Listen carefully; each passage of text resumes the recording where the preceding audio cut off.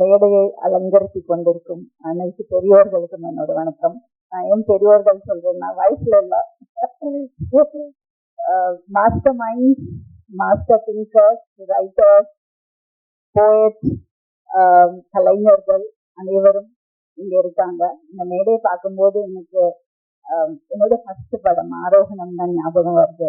அன்னைக்கு அங்க பாலச்சந்தர் சார் இருந்தாரு, பாரதிராஜா சார் இருந்தாரு, பாலு மகேந்திரா சார் இருந்தாரு.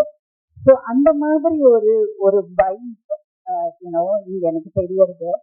ஸோ உங்களுக்கு டெபியூ ஃபிலிம், ஹீரோக்கு டெபியூ ஃபிலிம், டிரெக்டருக்கு டெபியூ ஃபிலிம், ஹீரோயினுக்கு டெபியூ ஃபிலிம், அப்படி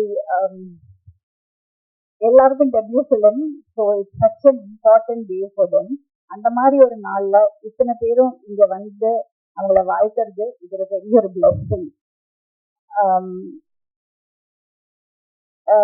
ஆரோகணம் மியூசிக் ரிலீஸ் அன்னைக்கு அந்த பிரஸ் மீட்டுக்கு முன்னாடி அந்த படத்தை காமிச்சுட்டு தான் அப்புறம் எல்லாரையும் மேல ஏற்றினோம். அதே மாதிரி இன்னைக்கு இங்க வந்து பேசினவங்க எல்லாருமே most of them have seen the movie இல்லையா.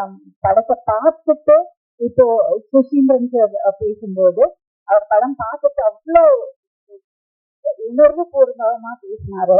Is a brilliant director, brilliant writer. அவர் வந்து எனக்கு கிளைமேக்ஸ் வந்து இவ்வளவு தூரம் ஒரு தாக்கத்தை ஏற்படுத்திட்டுன்னு சொல்லும் போது நமக்கு அது நிஜமாவே இந்த படத்தை பார்க்கணும்னு தோணுது. ஸோ இந்த மாதிரி ஒரு மியூசிக் ரிலீஸ்க்கு முன்னாடி படத்தை காமிச்சுட்டு அவங்க பேசும்போது பிலீவபிளா இருக்கு.